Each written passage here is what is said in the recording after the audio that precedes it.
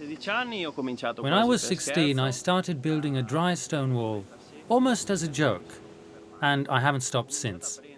I started taking the family's abandoned old terraces and I rebuilt them on my own, piece by piece.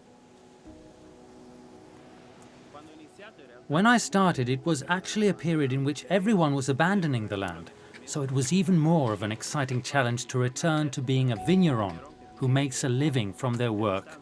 And looking back now, I can say that I succeeded. The Cinque Terre is an area particularly suited for agriculture.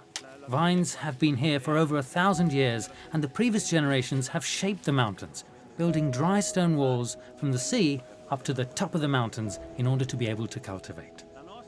Our kind of viticulture can only be practiced manually because there is no other alternative, and the production costs are on average 6 times higher than any other area. That's why for around 60 years we've suffered from a gradual abandonment of the land, leading to us losing 95% of the area under vine, precisely because it's such hard work that nobody wants to do it anymore. But it's very important to maintain the terraces, because on the one hand they are the memory of what we really are, and on the other they make our mountains safer by preventing landslides. I always wanted to farm cleanly, first out of respect for myself, working every day in the vineyard, and then out of respect for the environment. I brought the same mentality to the winery, and so from the start I decided to make wines without added yeast and without chemical correction, wines that are the exact expression of the climate that year. With our work to recover old varieties of grapes, we managed to retrieve an ancient wine, Chaquetra, a very important passito that had been emblematic of these parts since antiquity.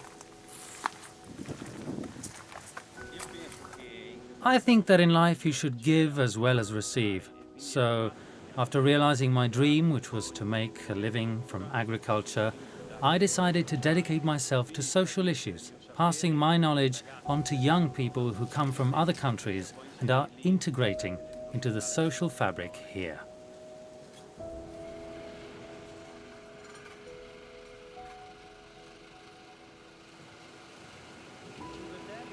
The Cinque Terre have always been a place where traditions are passed on orally from father to son. This is what I am trying to do with my son, Jacopo. I want to grow in him a passion for nature and everything that revolves around it. I think that in the future I will still have many challenges to face, but often I look back, I look at what I have built over the years, and I think about the future with much more confidence.